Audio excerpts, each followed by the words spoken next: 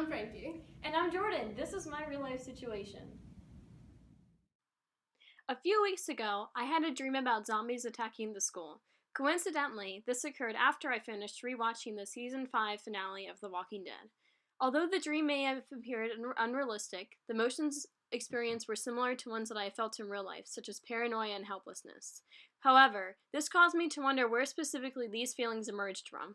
Crazy, disoriented dreams are normal for me, but I wonder how, if at all, they apply to my real life. One day, I was listening to the song Symphonies by Dan Black and Kid Cudi, and I had never really paid close attention to the lyrics, but that day I did. Throughout the song, there would be brief pauses where the music would fade and you would begin to hear a very distinct English voice expressing their theory on the unconscious mind. As I listened, I became more captivated with what the guy had to say, and the very last line of the song is the voice saying, "The only difference between that and this is that we believe this dream to be real." After hearing this, I wanted to listen to the song over and over simply to listen to the gentleman express his views. I began researching who this was and why they felt this way, and it helped me come across a lot of new theories, but none of them were the ones that I was looking for. Eventually, I came across a video on YouTube that was the source of where this voice had been pulled from. The video is David Icke's The Dream and the Dreamer. Once I had the chance to listen to the entire video, I began to question what the real difference between dreams and reality was. I began to question what really is a dream and how much of an influence do my surroundings really have on them. I began to look into a bunch of new theories, and my curiosity for the topic continued to grow. Because our two situations caused us to question the occurrence of dreams, we decided to work together in order to attempt to navigate around the questionable aspects of the human mind and consciousness and unconsciousness. We began to ask ourselves questions. How are dreams created? What goes into a dream? Are they a representation of false reality? While exploring our thoughts on dreams and reality, we were able to develop the question, to what extent can one differentiate between dreams and reality? In order to effectively understand this prompt, you must first be able to understand the key terms and concepts that go along with it. Within the context of our research question, the term differentiate can be defined as one's capability to recognize differences between their conscious and unconscious state.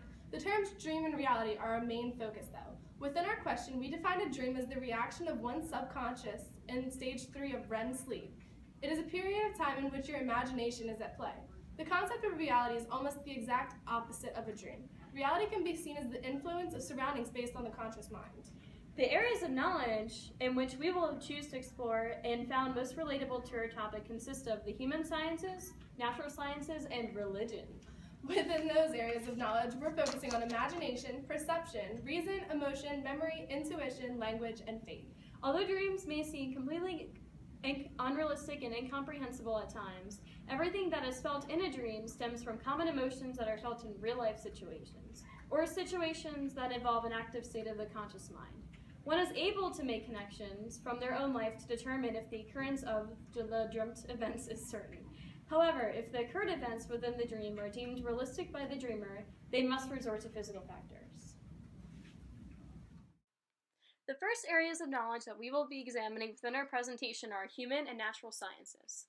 Human sciences can be defined as what we know as the soft sciences, such as psychology, zoology, and astronomy. This is the study and interpretation of the experiences, activities, constructs, and artifacts associated with human beings. Whereas natural sciences are what we refer to as the hard sciences, such as biology, chemistry, and physics. These are any of the sciences that deal with matter, energy, and their interrelations and transformations with objectively measured phenomena. To support the notion of biological factors having the most influence over dreaming, the stages of sleep are a product of evolution, not necessarily the dream itself, but the development of the concept. This ensures one has the ability to dream and cleanse their mind. Dreams are now seen as a side effect of the third stage of REM sleep. With the help of modern-day technology and advancements in the medical field, we are now able to examine brain waves during the different stages of sleep and compare them to the activity of the brain in a lucid state to see what someone is dreaming. We can do this because your brain will show the same activity, for example, seeing a bed in your dreams as it would seeing it in person. Along with being able to examine the unconscious mind, there has been the development of various theorems that attempt to answer the unsolved questions. One such example is the dream simulation theory, where dream consciousness is a biological defense mechanism due to its potential to resimulate threatening events, such as traumatic experiences and/or one's worst fears. This theory was developed by Aniti Ravunsuo in order to prove his claim that dreaming is a state of unconsciousness, and if a person is anyway conscious, quote, it logically follows that he is not sound asleep, end quote. Although this is not a direct answer, it does, however, offer an explanation to this physiological phenomena through reasoning as a way of knowing. Despite the extended developments of technology, much of these processes are still unknown to scientists today. To contradict this notion, however, one must consider the gaps that may prevent one from having dreams.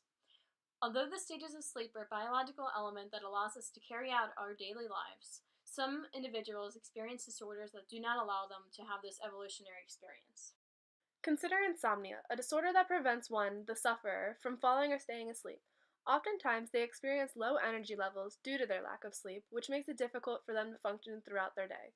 Therefore, individuals who suffer from this disorder fail to benefit from this biological mechanism, dreaming, which is putting them at a disadvantage to others. Because not everyone dreams, dreaming may not be a product of evolution, but rather a naturally occurring phenomenon that lacks any purpose whatsoever. Does age affect one's perception of the world? Consider this notion. Children have vivid dreams more often than adults due to ignorance. Therefore, it may be more difficult for them to distinguish dreams and reality because they have less knowledge of the world around them. According to a study by Howard Rothberg, humans spend more of their time when sleeping in the REM stage when they are younger, specifically between the ages of newborn to 5 years old. Newborns between the ages of 1 to 15 days old spend as much as 50% of their sleep cycle in REM, which is the stage of sleep where dreaming occurs. Because children spend more time dreaming than adults, this distorts their reality because of their lack of knowledge and experience of the real world. Although this may have some truth, also consider this factor. The development of the brain is a natural reaction and has nothing to do with ignorance of knowledge. For an example, the brain is not fully developed until one reaches their early 20s. Therefore, until one's brain is fully developed, which is due to natural occurrences, they are unable to fully understand certain concepts and situations. For an example, David Folks, former director of Children's Research Laboratories at the University of Wyoming, argues in his research work, Children's Dreaming and the Development of Consciousness, that dreaming is a conscious experience because dreamers are aware of being in an imaginary world. In fact, he argues that anything that happens outside of this REM during REM sleep is not considered dreaming. What does this mean? According to Folks, the requirement of understanding dreams may not be considered dreaming. Therefore, it is plausible in this situation to counter scientific evidence on dreams that do not occur during REM sleep. Under the natural sciences scope, dreams are open to interpretation, which is dependent upon one's perception of the world, which is shaped by other factors. Therefore, it would be necessary to make connections from their own life to determine if the occurred fragments in dreams are logical. To better explain, put this into perspective. Some individuals believe that dreams symbolize one's futures or feeling in life, while others simply believe that dreams have little to no meanings attached to them. To what extent can we define perspective, though? Perspective is the attitude someone displays towards a topic or emotion when regarding something. Perspective is also a point of view, which is the way somebody considers a matter. To contradict this statement, examine subjective versus objective knowledge. Although there are some occurrences that may be open to interpretation, others can be effectively examined and cause a production of relatively the same analysis, barring any unnatural elements. To consider this example, across the spectrum it is common knowledge that the sky is blue.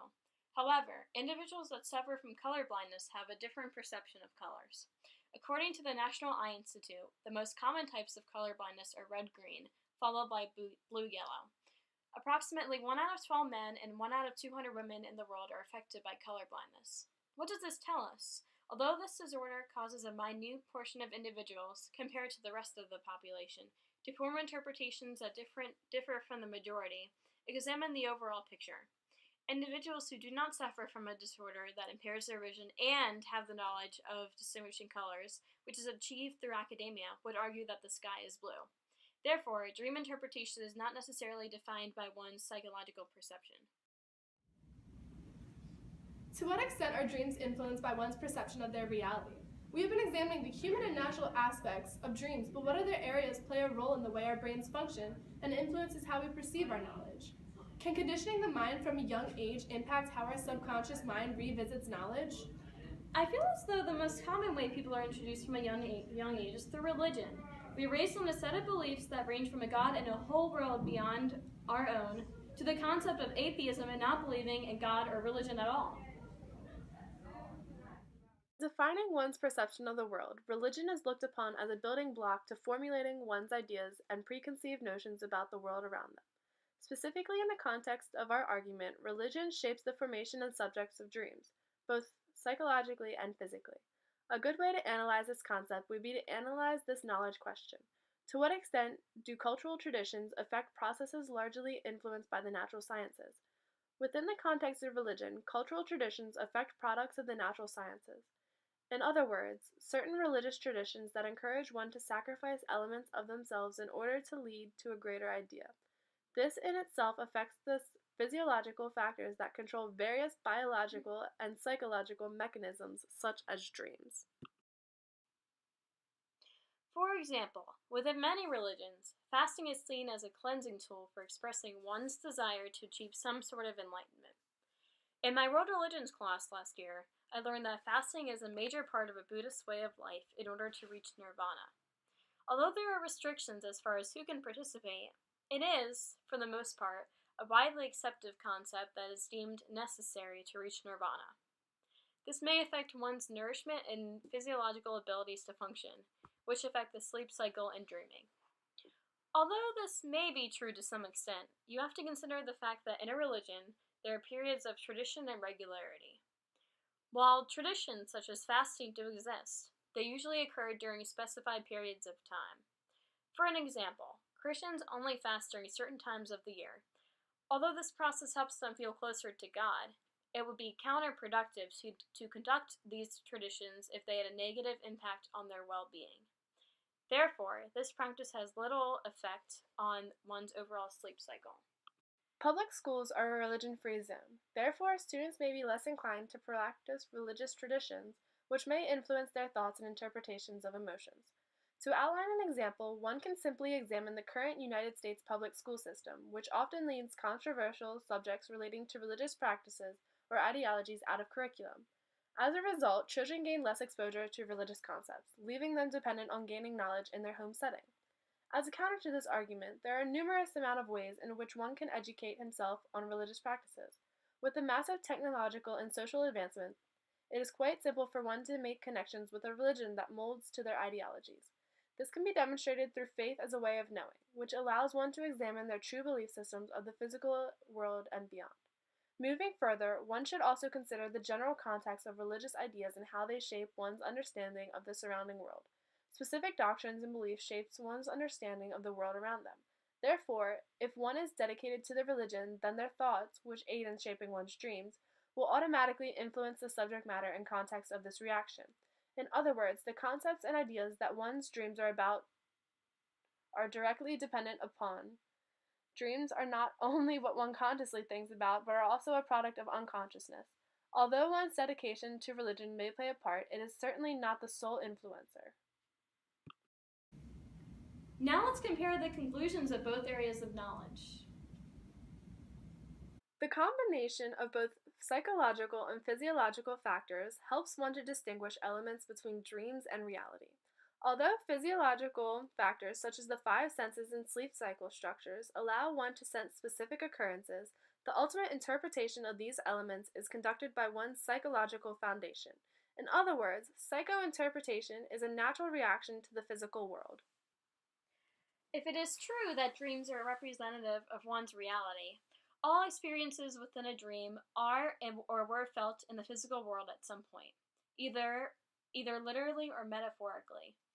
Overall, religious traditions, which involve physical and mental occurrences, shape one's understanding of the world around them.